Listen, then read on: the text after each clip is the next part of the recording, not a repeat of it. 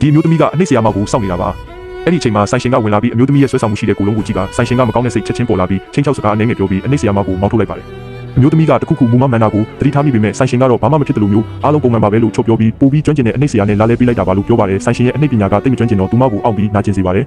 အမျိုးသမီးကအနည်းရှိနေပြီဆိုတာချက်ချင်းရိပ်မိသွားပြီးအမြန်ထပြီးဒီအနှိမ့်ဝင်ဆောင်မှုကိုရပ်တန့်ကျင်ပေမဲ့ဆိုင်ရှင်ကတော့သူမကိုလှုပ်ပေးဖို့စိတ်မကူးပါဘူးသူ့ရဲ့လက်နှစ်ဖက်ကိုအမျိုးသမီးရဲ့ပခုံးပေါ်တင်ပြီးဖိလိုက်တာကိုပဲတွေ့ရပြီးအမျိုးသမီးကလှုပ်လို့မရတော့ပါဘူးသူမကအကျယ်ကြီးအော်ဟစ်အကူအညီတောင်းချင်ပေမဲ့စကားတစ်ခုမှထွက်မလာပါဘူး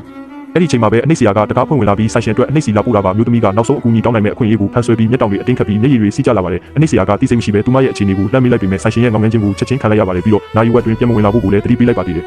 အနှိမ့်ဆရာကဆိုင်ရှင်ဘာလုပ်ချင်လဲဆိုတာမသိပဲနေမလားသူအပြစ်မကင်းတယ်လို့ခံစားရပြီးအကူအညီမဲ့စွာနဲ့ဖျားဆင်းတူတော်ရှိမှဆူတောင်းနေပြီးဘာလို့ရမှန်းမသိဖြစ်နေပါတယ်တိုက်တိုက်ဆိုင်ဆိုင်ပဲစိတ်တူတက်တဲ့ဧည့်သည်တယောက်ကဆဲဆူပြီးဘလောက်တောင်ထပ်ဆောင်ရအောင်မလဲလို့လာမိပါတယ်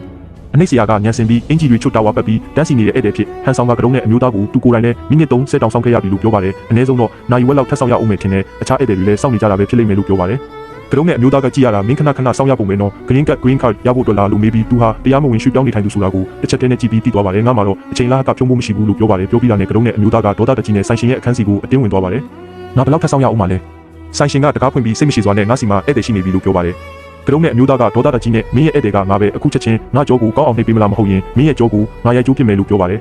တကယ်ကိုအထက်လူရှိတာပါပဲလူမျက်နှာနဲ့တားရဲစိတ်ရှိတဲ့ဆိုင်ရှင်ကချက်ချင်းပဲကြောက်သွားပါတယ်နောက်ဆုံးတော့ဆိုင်ရှင်ကိုဖယ်ရှားနိုင်ခဲ့ပြီးအနှိမ့်ဆရာကအမျိုးသမီးကိုစောင့်ကြုံပေးကသူမကိုတေချာပေါက်ကတင်ပေးမယ်လို့ကတိပေးပါတယ်သူကအမျိုးသမီးကိုရေကူးကန်တဲ့ကိုပွေ့ချီသွားပြီးသူမကိုဆိတ်လျှော့ထားဖို့မိမိကိုယ်ကိုတေချာပေါက်ယုံကြည်ထားဖို့ပြောပါတယ်ရေရဲ့ပင်အားနဲ့သူ့ရဲ့ကျွမ်းကျင်တဲ့အနှိမ့်ပညာကိုအသုံးပြုပြီးခဏလေးတွင်းမှာပဲအမျိုးသမီးကသူမရဲ့ခန္ဓာကိုယ်ဟာအာယုံခံစားမှုတွေတဖြည်းဖြည်းပြန်ကောင်းလာတာကိုခံစားလိုက်ရပါတယ်ကျေးဇူးတင်ပါတယ်စိတ်ချပါမင်းကိုနောက်ထပ်ဘယ်သူမှနာကျင်အောင်မလုပ်စေရပါဘူးအရေးကြီးဆုံးကတော့သူတခြားလူတွေကိုဒီလိုမျိုးထပ်မလုပ်နိုင်အောင်လုပ်ရမယ်သူမလုပ်နိုင်တော့ပါဘူးငါကတိပေးတယ်အနှိမ့်ဆရာကဖုံးဆက်ရင်တစ်ဖက်ကလည်းအခန်းထဲကနေထွက်လာပါတယ်ဆိုင်ရှင်ကဒေါသတကြီးနဲ့အရှိကိုတိုးလာပြီးမင်းကိုဒီအခန်းထဲမဝင်ရဘူးလို့ငါသတိပေးထားတယ်မဟုတ်လားလို့မေးပါတယ်အနှိမ့်ဆရာကဂရုမစိုက်တယ်လို့ပြုံးပြီးလက်တလောဖုံးခေါ်ဆိုနေစေဖြစ်တဲ့ရဲတိုင်တန်းနဲ့ဖုံးနံပါတ်ကိုပြလိုက်ပါတယ်ဆိုင်ရှင်ကချင်းချောက်ပြီးမင်းရဲကိုစကားတခုပဲပြောရဲကြည့်ငါမင်းကိုတရားမဝင်ရွှေ့ပြောင်းနေထိုင်သူအဖြစ်တိုင်ပြမယ်လို့ပြောပါတယ်အနှိမ့်ဆရာကအေးဆေးစွာပဲပြုံးလိုက်ပါတယ်တကယ်တော့သူကအဖမ်းခံဖို့ကိုယ်တိုင်လာအပ်ပြီးသားဖြစ်ပြီးအဆုံးထိတိုက်ပွဲဝင်ဖို့အစဉ်သင့်ပြင်ထားတာပါအတားစီးမရတော့တဲ့ဆိုင်ရှင်ကဒေါသတကြီးနဲ့အနှိမ့်ဆရာကိုမောင်းထုတ်ပြီးအခန်းထဲကိုတုတ်တီးတုတ်ပြောင်ဝင်သွားပါတယ်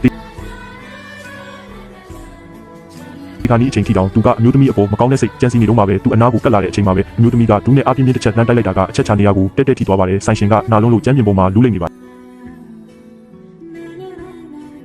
ကရုံးနဲ့အမျိုးသားကတကယ်တော့ရဲရရှိတူဖြစ်နေတာပါဆိုင်ရှင်ကတော့နေရာမှာတင်အဖမ်းခံလိုက်ရပါတယ်လူဆိုးကတော့နောက်ဆုံးမှာဥပဒေပိုက်ကုန်နဲ့မိသွားပါပြီတကယ်တော့ရဲတပ်ဖွဲ့ကဒီဆိုင်ရဲ့မူမမှန်မှုကိုစောစောစီးစီးကလေးကရိပ်မိထားတာပါ